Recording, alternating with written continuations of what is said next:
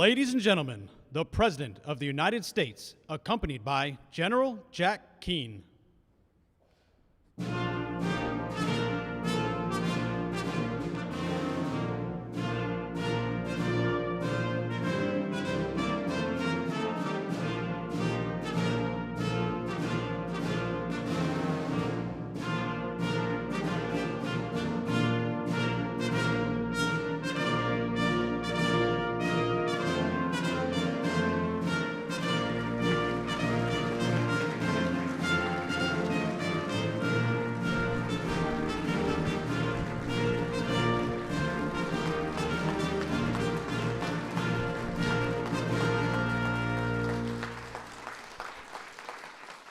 Well, thank you very much and good afternoon.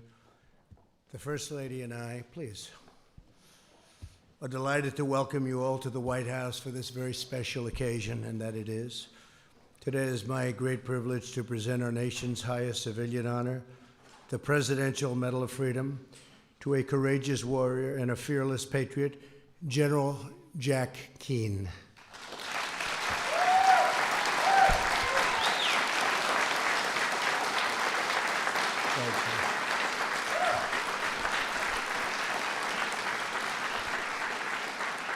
We're very excited to have Jack's wife, Angela, with us today, along with his brother, Ronald, and his son, Daniel. Thank you all very much. That's great.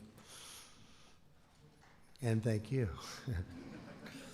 We're also joined by a very distinguished assembly of leaders, including Secretary Mike Pompeo. Mike, thank you very much.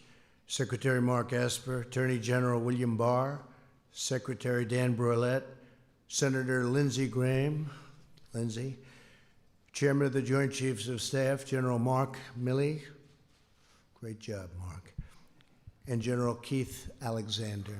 Okay, thank you very much. Thank you all. Jack Keane was born in 1943 into a family with a strong tradition of military service. His father served during World War II as a Marine in the Pacific Theater. Jack grew up in a housing project on the Lower East Side of Manhattan and became the first member of his family to attend college. At Fordham University, he joined the ROTC, distinguishing himself as a cadet and a member of the famed Pershing Rifles. Upon graduating, Jack was commissioned as a second lieutenant in the U.S. Army. He volunteered to serve in Vietnam and joined the legendary 101st Airborne Division. As a platoon leader and later company commander, Jack fought through fierce and bloody combat. He demonstrated unflinching courage under fire, and for his exceptional valor, Jack was awarded the Silver Star. After Vietnam, Jack and his late wife, Terry, adopted two wonderful sons. They raised Daniel and their late son, Matthew, with extraordinary love and care.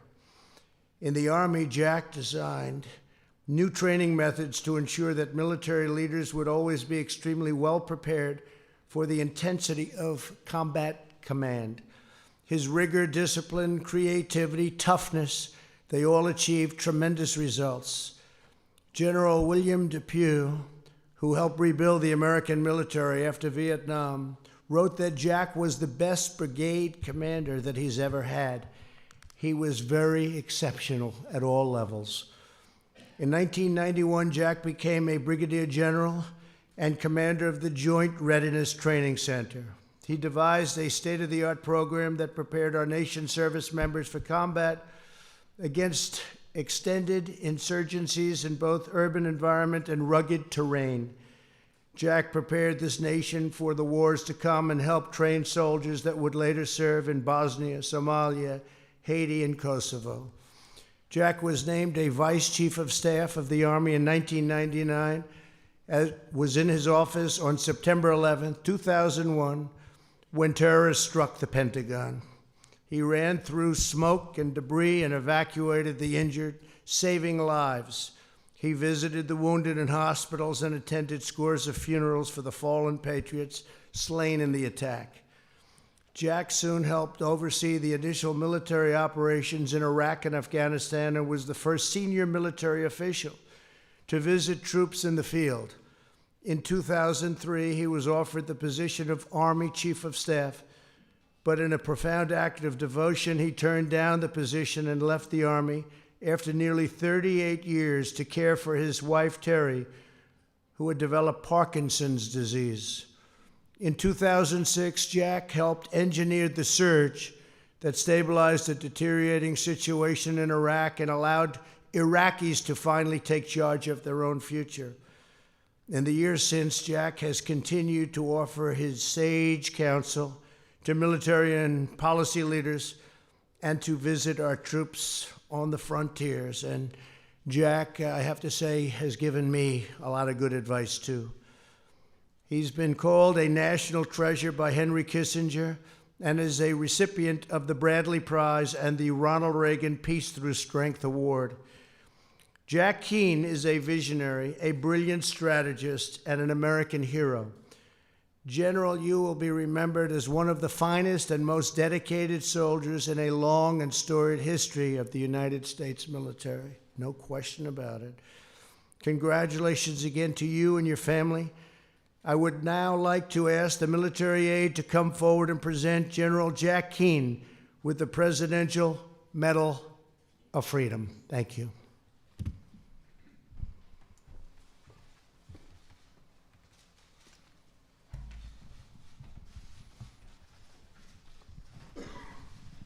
General Jack Keane is one of our nation's most distinguished military leaders. General Keane proudly served his country in Vietnam as a paratrooper, receiving the Silver Star for his courage and gallantry in action. His steadfast leadership as a four-star general and as Vice Chief of Staff of the Army provided stability and direction for those under his command. Since retiring from the military, General Keane has remained engaged on matters of foreign policy, devoting himself to developing policies that confront the dynamic threats facing our nation. The United States proudly honors General Jack Keane, whose tireless devotion to our country has defined him as a true American patriot.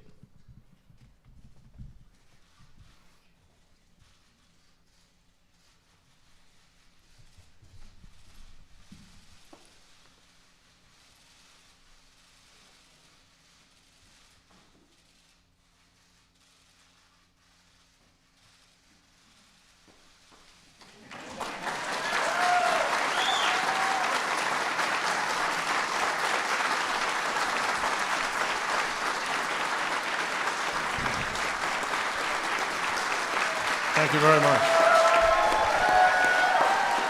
Thank you very much. Thank you. Thank you very much. Thank you, thank you. You know, I'm usually not uncomfortable in front of cameras, even talking about foreign policy. But today, I have to talk about my own life, and that adds a little bit of tension that you wouldn't normally have.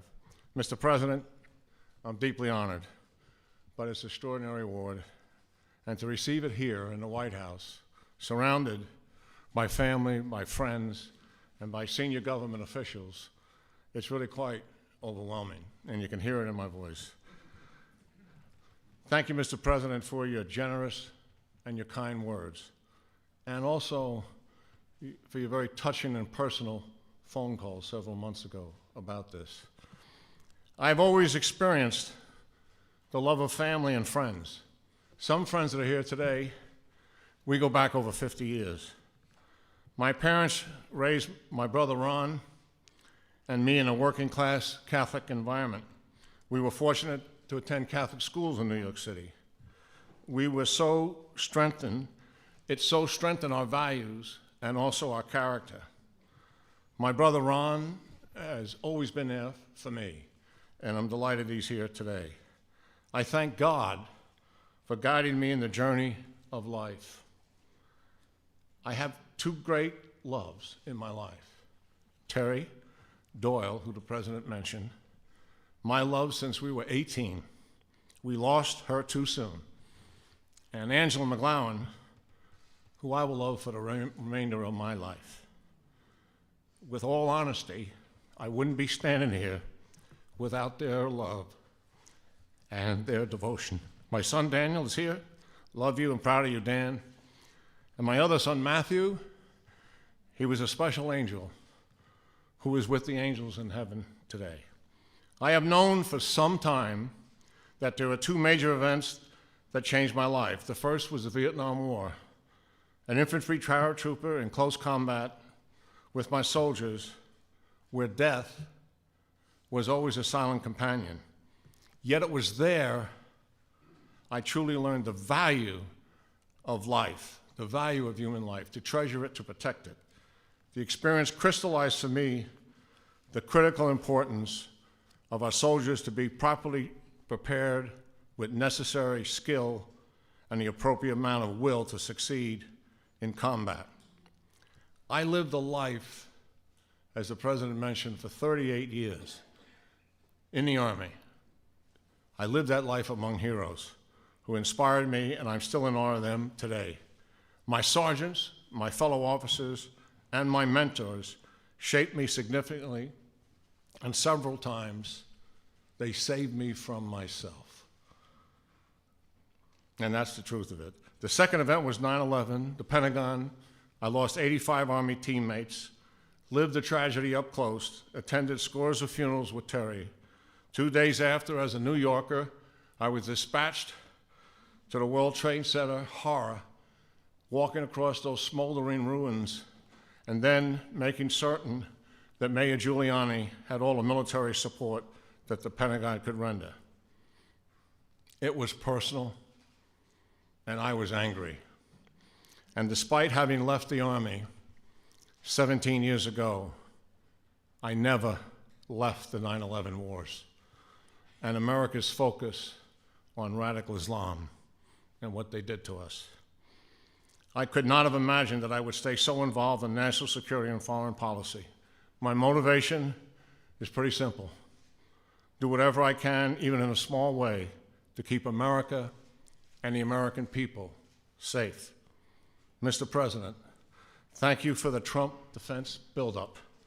What you are doing to dig us out of the deep hole that you found the military in is all about protecting America, not just for today, but for the generation to come. And thank you so much for everyone for sharing this day.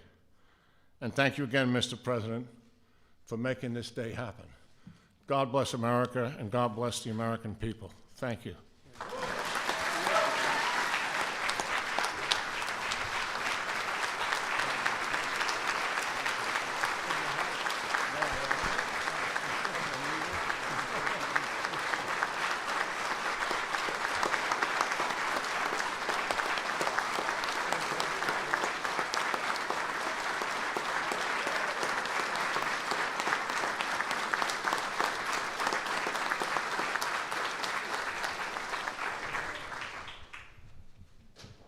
Ladies and gentlemen, please remain seated as the President departs the East Room.